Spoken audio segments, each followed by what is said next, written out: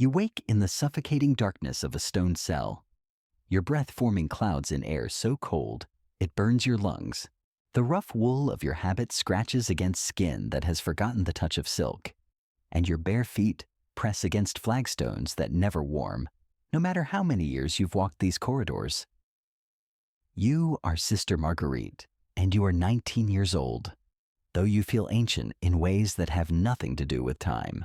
Around you, the other sisters move like ghosts through the pre-dawn gloom, their faces pale as candle wax, their eyes holding secrets that would make the outside world recoil in horror. This is not the holy sanctuary your family promised when they delivered you here 5 years ago. This is something else entirely, something that exists in the twisted space between devotion and depravity, where the line between worship and violation has been erased so completely that you can no longer remember where one ends and the other begins. You are about to discover that behind these cloistered walls, beneath the veneer of pious devotion and sacred ritual, lies a world of practices so bizarre and disturbing that the Church has spent centuries burying the evidence. Before diving into these forgotten stories of corruption and control, if you enjoy learning about the hidden truths of history, consider hitting that like button and subscribing for more content like this. Please comment below to let me know where you're listening from. I find it incredible that we're exploring these dark chapters together from different parts of the world, connected across time and space by our shared fascination with the secrets history tried to hide. The morning bell cuts through the silence like a blade, and you rise with the mechanical precision of someone whose will has been systematically broken and rebuilt. But today is different. Today marks your 5th anniversary within these walls, and Mother Superior has summoned you for what she calls your final initiation. You've heard whispers about this ceremony from the older sisters, fragments of conversations that stop abruptly when you approach, looks of something between pity and envy when they think you're not watching. Sister Catherine, who has been here for 12 years, once grabbed your wrist in the scriptorium and whispered urgently, "When your time comes, remember that resistance only makes it worse. Accept what cannot be changed, and perhaps you'll find a kind of peace in the surrender." Her words made no sense then, but now, as you're led through corridors you've never seen before, deeper into the convent than you knew existed, her meaning becomes terrifyingly clear. The papal convents of medieval Europe were supposed to be sanctuaries of spiritual purity, places where noble daughters could dedicate their lives to God, while their families secured political alliances and disposed of inconvenient female heirs. The reality was far more complex and infinitely more disturbing. What I'm about to reveal comes from church records that were sealed for centuries, confessional testimonies that were buried in Vatican archives, and the private journals of nuns who risked excommunication and death to document the truth of their experiences. These weren't isolated incidents of corruption or the actions of a few depraved individuals. They were systematic practices that developed over generations, rituals that were passed down from Mother Superior to novice, traditions that became so embedded in convent culture that participants genuinely believed they were forms of religious devotion. The Church knew, the Vatican was aware, and for over 400 years, they actively covered up evidence of practices that would shock even our modern sensibilities. Mother Superior leads you down a spiral staircase carved from living rock, the walls growing damp and cold as you descend into what feels like the bowels of the earth itself. The air grows thick with the scent of incense, but underneath that familiar smell lurks something else, something organic and unsettling that makes your stomach clench with instinctive dread. Torches flicker in iron sconces, casting dancing shadows that seem to move independently of their flames. "You have been faithful," Mother Superior says, her voice echoing off the stone walls. "You have shown devotion to our order and obedience to our traditions. Tonight, you will learn the true nature of our service to the divine." Her words carry the weight of ritual, as if she's spoken them hundreds of times before to hundreds of other young women who stood where you stand now, trembling with fear and confusion. The staircase ends at a heavy wooden door bound with iron, and beyond it lies a chamber that defies everything you thought you knew about religious life. The room is circular, its walls lined with frescoes that make your cheeks burn with shame and confusion. These are not the serene biblical scenes you've grown accustomed to seeing in the chapel above.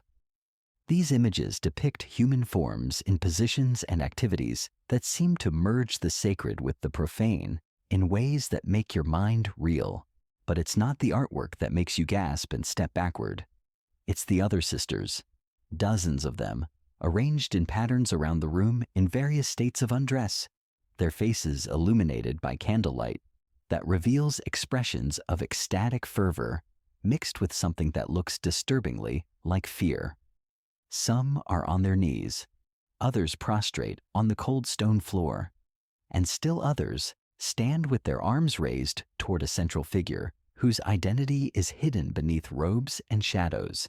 "Welcome, Sister Marguerite," the central figure intones, and you recognize the voice of Cardinal Alessandro, the papal representative who visits your convent quarterly to hear confessions and oversee administrative matters. But this is not the stern, pious man you've known. This is someone else entirely.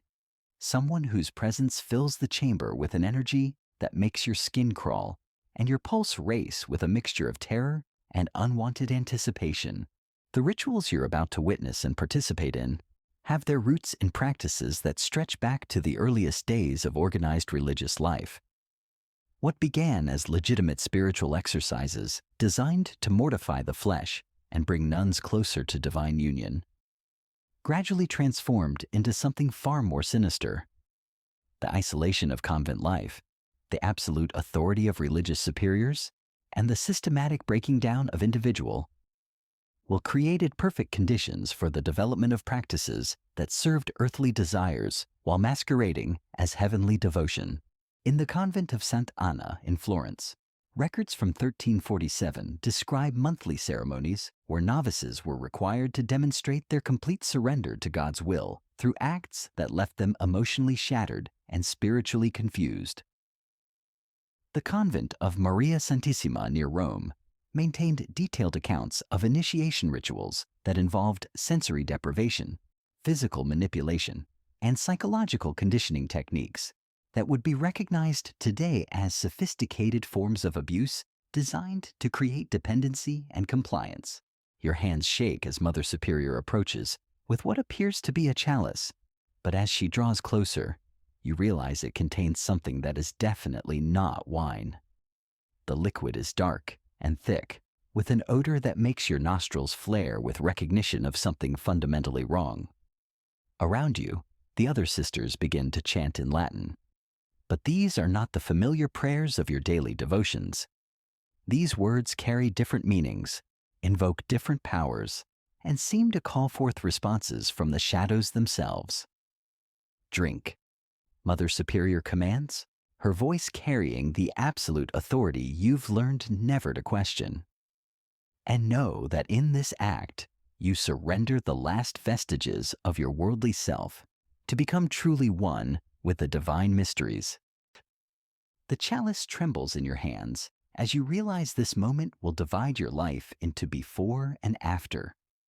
That whatever innocence you've managed to preserve through 5 years of gradual conditioning is about to be stripped away forever.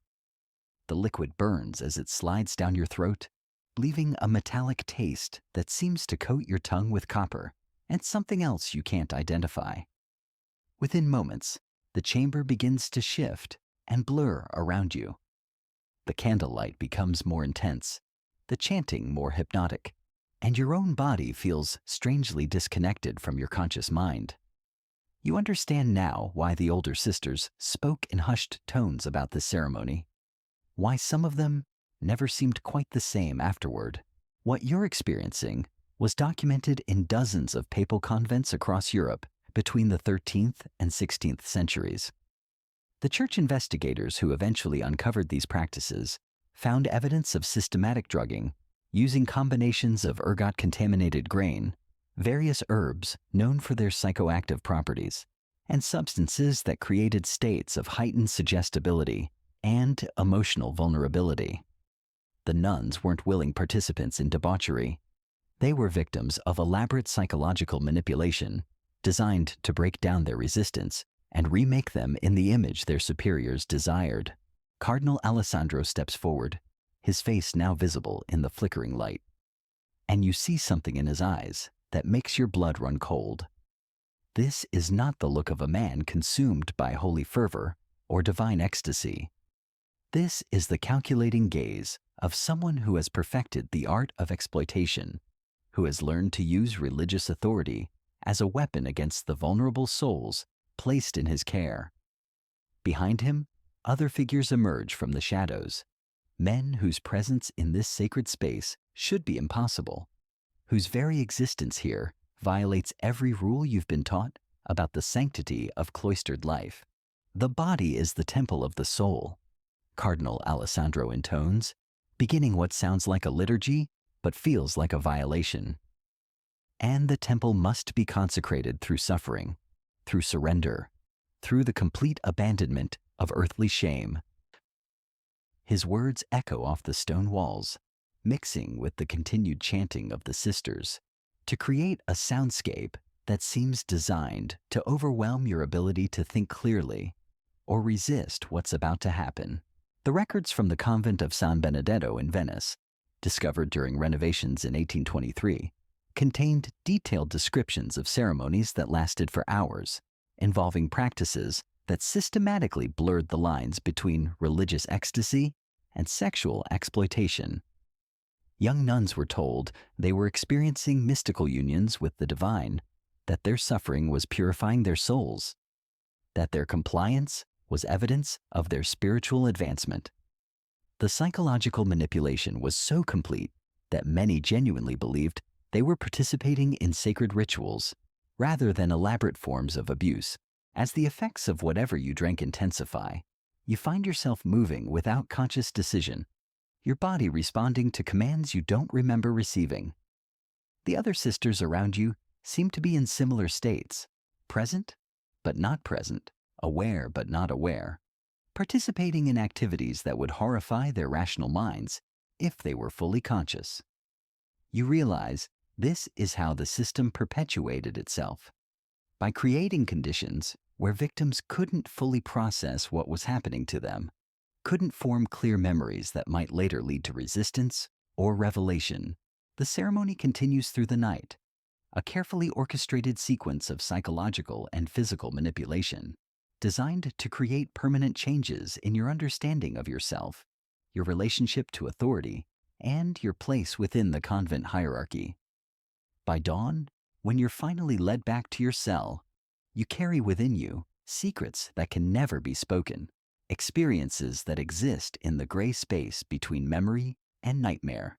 In the weeks that follow, you notice changes in yourself that mirror what you've observed in the older sisters. There's a hollowness behind your eyes, a careful way of moving through the world that suggests constant vigilance against invisible threats. You've joined the ranks of those who know the convent's true nature, who understand that the prayers and rituals of daily life are merely a facade covering something far more complex and disturbing. The papal investigations that finally exposed these practices in the late 16th century revealed a network of corruption and abuse that extended throughout the European religious establishment.